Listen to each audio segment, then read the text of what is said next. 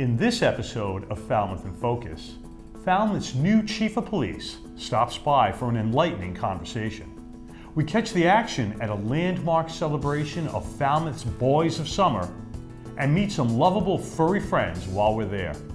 All this and much more on this edition of Falmouth in Focus.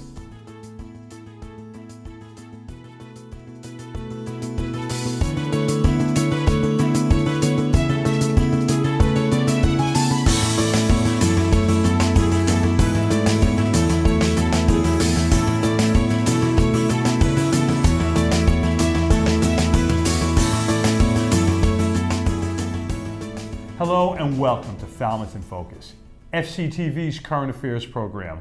I'm Michael Kasparian. And I'm Eileen Preston. Kicking off this episode, I had the pleasure of conducting an interview with our new Chief of Police, Jeffrey Laurie, and he shared his impressions of his first month in Falmouth. Here's a short excerpt from our conversation. But my first impressions were very hardworking staff. They were very open. I think deer in the headlights, someone coming in from outside, I'm sure there's some angst, but they were very welcoming. I believe they like what they're hearing. The other side benefit is, especially July 3rd, I don't think we even expected to deal with some of the negativity that we dealt with some of our younger folks down in the beach areas. Crowd control. Across town, yes. And, shipwreck, the restaurant closing early so there'd be less foot traffic for us. Neighbors coming out in the heights to clean up all that trash and debris, helping DPW. It just gave me such a sense of community, both internally within the organization and externally, with the townspeople. And I've been to a lot of different events, whether it be the Commodore's Centennial or speaking to a neighborhood group up in East Falmouth. I really have found that there's a lot of compassionate, caring, empathetic people here, and they have concerns, whether it be about some of the violent crime that's happened or some of the drug use and mental health illness. And I'm finding a community that does want to work together, to band together to solve some of these social issues. And you'll see with me, it's all about providing a public safety service that's second to none. And to do that, it takes a village. It really do. For it to all work, teamwork is mission critical. Teamwork makes the dream work. So I'm very pleased to be here. It's been long weeks. You're going to see that your police department's working extremely hard. I want people to feel that I'm approachable, that I will take suggestion, and that will help me set direction. So really happy with the support that I've received. The town manager and I are both brand new. And we're going to work with each other well. I can tell you that we're developing a very good relationship. And that's everyone from the clerk's office to human resources. It's the fire department, DPW. I was at a select board meeting last night, and I'll talk about some of the initiatives that I'm hoping to implement over the coming months and years. But just addressing the crowd in the select board with Peter, our DPW director, and I can just tell you, I just feel connected. Like we're going to be a great team. It's not about Jeff Laurie, it's about teamwork. It's about us supporting each other. No egos, just coming together to provide Falmouth and our neighbors the very best in services that we can potentially offer. To hear Chief Laurie's entire interview, including his thoughts on recruitment, traffic management, and town meeting articles he's proposing, tune into FCTV's government channel. It's time now for FCTV's condensed version of the takeaways from recent municipal meetings. Selections are chosen based on community impact. In their most recent session, the Select Board was presented with an innovative traffic calming policy by the DPW Director and Chief of Police. The policy empowers the DPW to address resident traffic complaints, study the locations, and propose solutions within 45 days. Additionally, the Chief and DPW are jointly exploring new technology solutions for traffic management. Program we're going to be starting in the coming weeks is called STEPS, Strategic Traffic Enforcement Program. You're going to be able to go on the police department website, fill out an enforcement request, and then we will target those areas when call volume allows. We talked with the DPW director about purchasing some technology that doesn't just show you your speed, but it also collects data. It's cloud-based, so we can actually access it from our phones, from our laptop, and that basically provides a traffic study that will be able to now, an officer will get back to you with your concern, advise you on what the findings were, and if you want a copy, give you a physical copy of it. It's really, really wonderful technology. I've utilized it in the past. I have a meeting Thursday with the company to do a review with my staff, and the DPW has graciously offered to assist us with purchasing some of this equipment, so I'm very appreciative of that. And so hopefully in the coming weeks and months, you're going to see a concerted effort on our part to address your traffic concerns. And what this does is it allows us to basically have the data of when the violations are occurring so we can properly put out our assets to deal with the problem at hand. So I look forward to developing a traffic program here, a traffic officer. That'll be their primary responsibility, because it is basically it's the number one complaint really that I'm seeing in my brief time here is traffic-related concerns motoring in Falmouth. The board unanimously approved the new traffic calming policy. To see the meetings in their entirety, check out FCTV's government channel program schedule at fctv.org. After a short break, we'll return with a look back at the Commodore's incredible 100th season. Stay with us. Hello, I'm Kathy Plazik, a volunteer for the Middle East Forum of Falmouth. Each summer, the Forum hosts world-class experts in a series of free webinars that provide our viewers with information and insights into the history and complex issues of the Middle East. Our aim is to provide a balanced program that includes differing and sometimes sharply conflicting views, and information beyond that ordinarily presented in the conventional media. Each talk also includes time for questions from the audience. We're a local, nonpartisan, nonprofit, and volunteer-led organization, and we hope you'll join us for these informative lectures. Please go to www.meff.world for more information and to register. Thank you. Welcome back. The Cape Cod Baseball League's Falmouth Commodores have been competing in Falmouth ballparks for 1 century. Recently, they held their centennial celebration at Gov Fuller Field, and FCTV was there for the festivities. And welcome to the Falmouth Commodore Centennial Celebration at Gov Fuller Field, where we bring the excitement of 100 years of Cape Cod baseball to your homes. It's great to have the community of Falmouth here at the Centennial Celebration right before the Falmouth Commodores go against the Chatham Anglers, and a lot of people are here. There's music, there's food, it's a lot of fun. It's really great. It's just been so much fun. People love the Commodores, and whenever you tell them about what's happening or that it's 100 years, people are very excited for that kind of thing. And then 25-cent hot dogs did not make it a hard event to sell. I think today's been a great day, seeing the community come together and celebrate out here. The Cape Cod Baseball League's about all the talent on the field, but it's also about the people and all the hard work they put in year-round to make this show go on for 2 months every summer. So it's a great day to celebrate all that, and hopefully the next 100 years are just as phenomenal as the past 100. Well, being part of the team in the league for 37 years, this is a great night. A great night for Falmouth. They're one of the original teams, and I couldn't be more prouder of everyone in the organization. This is such a huge part of our Cape Cod tradition and our Falmouth tradition, and it is the highlight for a lot of our families in the community. So, go Doors.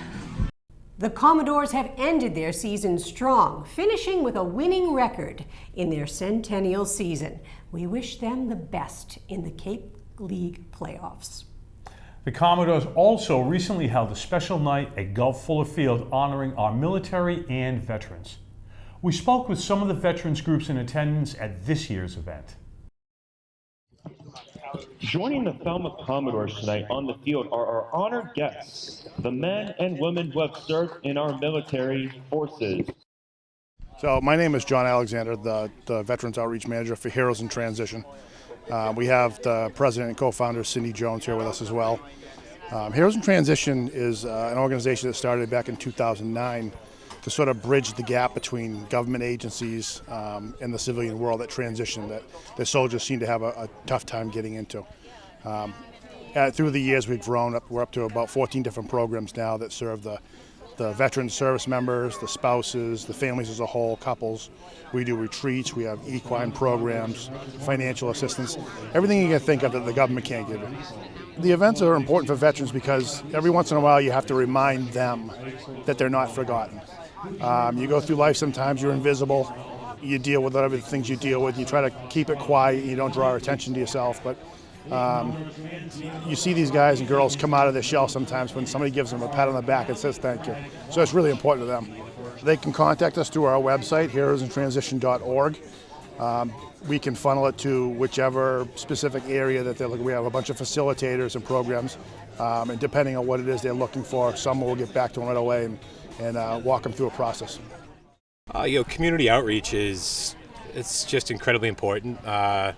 As far as a means of getting the word out there, there are a lot of people who really aren't aware what organizations like Home Base or the Vet Center or the other organizations that are here tonight, what exactly we provide, what's available to them.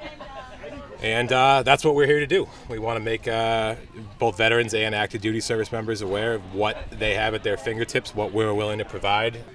So there's numerous ways to reach out to us at Home Base. Our homepage has a portal that's essentially a Connect to Care portal. Any veteran family member, or active duty service member family can reach out to us directly through the portal, and someone like myself or Derek, an outreach coordinator, will be in touch with them within 3 days, just to discuss different care options and to see what it is they're interested in and what we can provide. So we are with Joe Q Veteran Coffee Break, and we are a 501c3 that was awarded the Old Senior Center here in Falmouth on 300 Dillingham Ave.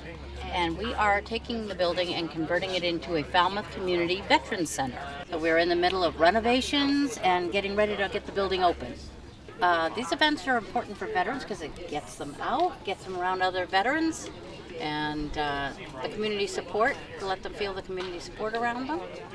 We have a website, is joeqcoffee@gmail.com. We have, once we open, they can come by the building, reach out to us through our website. We have an email. That would probably be the best ways. So my name's Adam Doppler. I'm the Veterans Outreach Program Specialist at the Cape Cod Vet Center in Hyannis, Massachusetts. There's 24,000 veterans here on Cape Cod. Most people don't know that. So we know there's a lot of veterans out here in the community who need this type of information and outreach to get the benefits that they earned. They can reach out to us at Cape Cod Vet Center at 508-778-0124 or www.va.vetcenter.com. All of the teams in the Cape Cod Baseball League celebrate Red Shirt Friday on the last Friday in July to recognize and support our troops in harm's way. Thanks to Dalton Webb for that report. Another Cape Cod activity that brings out the community is summer rummage sales. And we stopped by the John Wesley United Methodist Church recently to learn how the community comes together to put on such a large event. Hi, we're here at John Wesley United Methodist Church, and we've been planning this rummage sale for close to 6 months.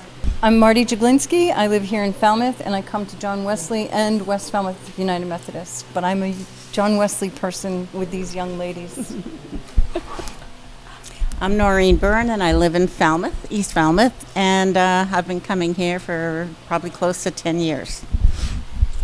I'm Lynn Brown, and I've been attending this church for over 50 years and really enjoyed being a member here and working with all the people in the church community. And it truly is a warm and welcoming church.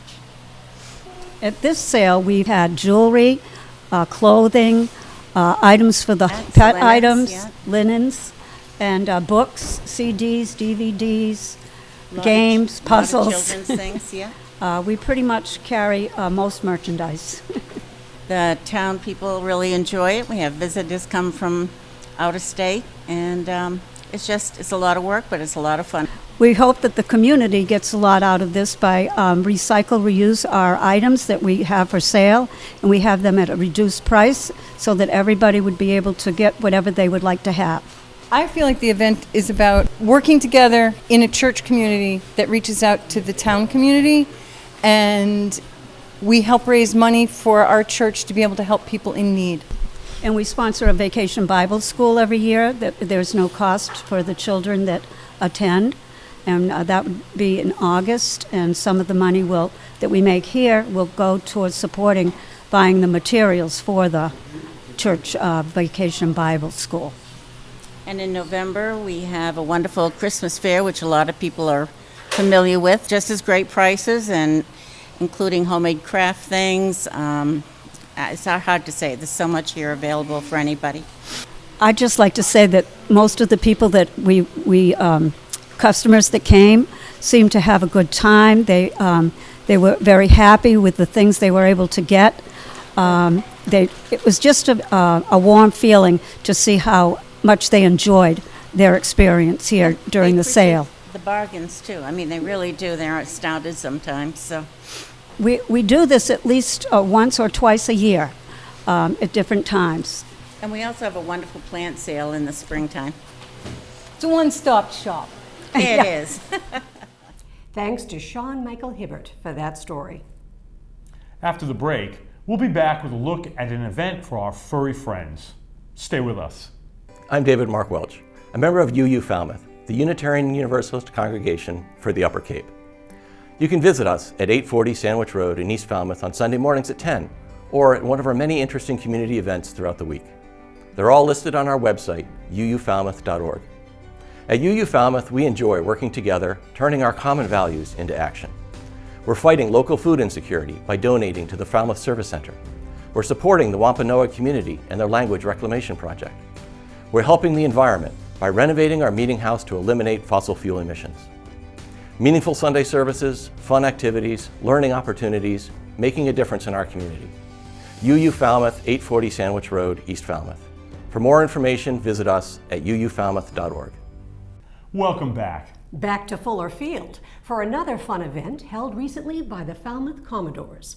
The first ever Bark in the Park night encouraged baseball and dog lovers from across Falmouth to bring their furry family friends to the park. We spoke with organizers about how this event came together.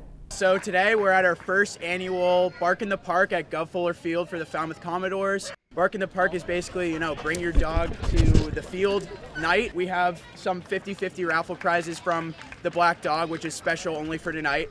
And yeah, that's pretty much it. Just enjoy the game with your puppy.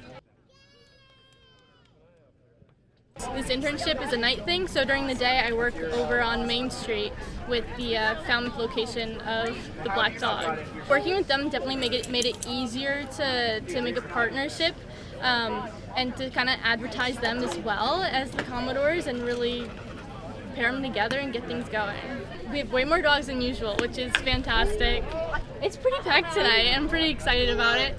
I wanted to make a night special where we bring a lot more dogs than usual because there's usually 3 or 4 dogs here, and so I kind of wanted a bunch of dogs because dogs make me happy and I figured they made everyone else happy. So the Black Dog donated the raffle prizes for tonight, but the money coming from the raffle for tonight is going to the Friends of Falmouth Dogs.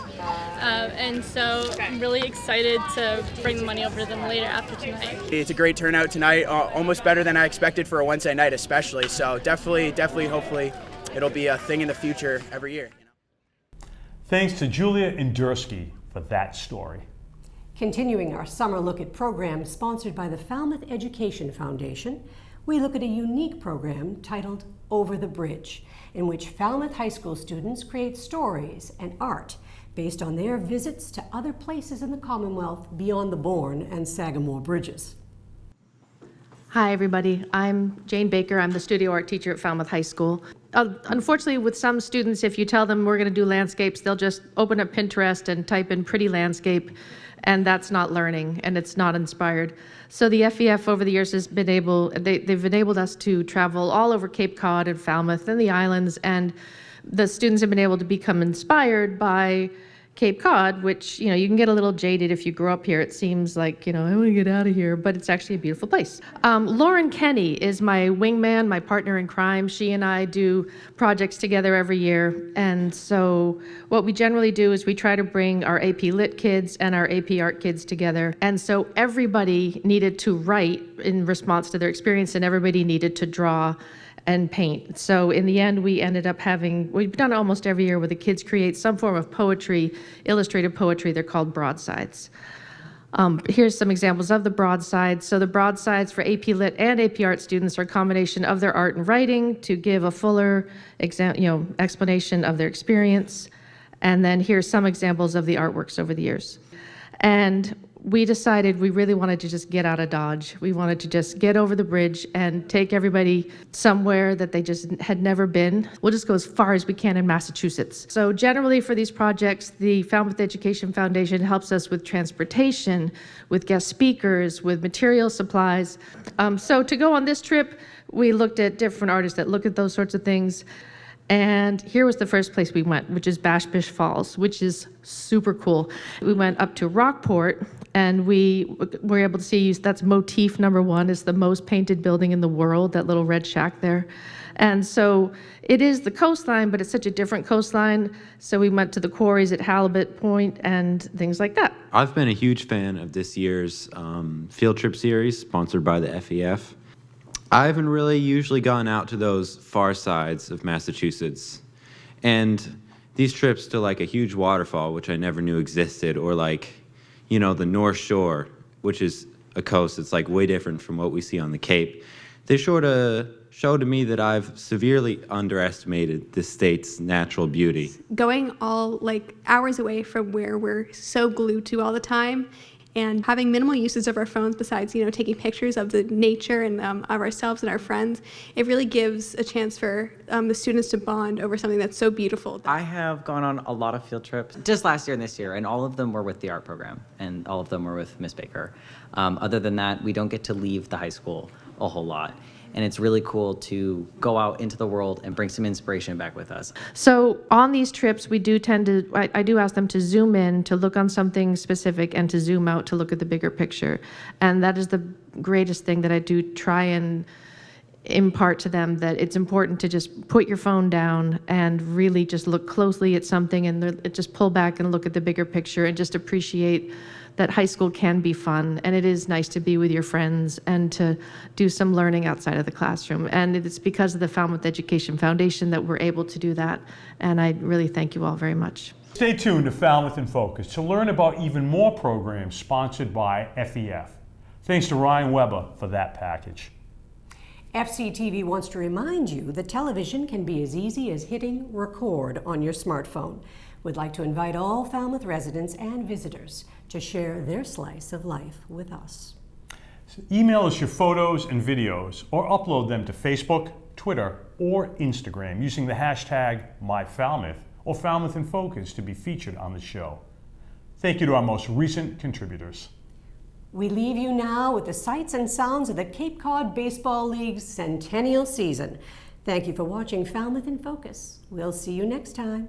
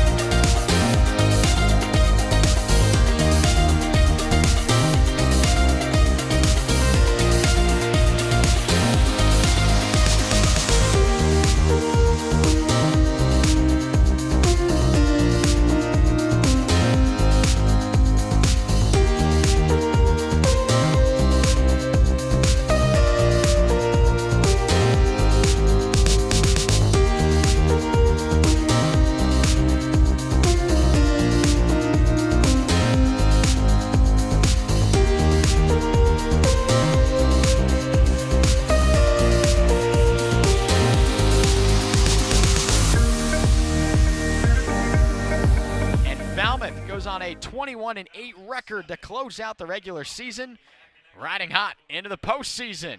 That starts as soon as Friday night at McKeon Park with a date with the Harbor Hawks. It's been a ride, and it's going to be a real fun series this weekend. You guys are not going to want to miss this one at home.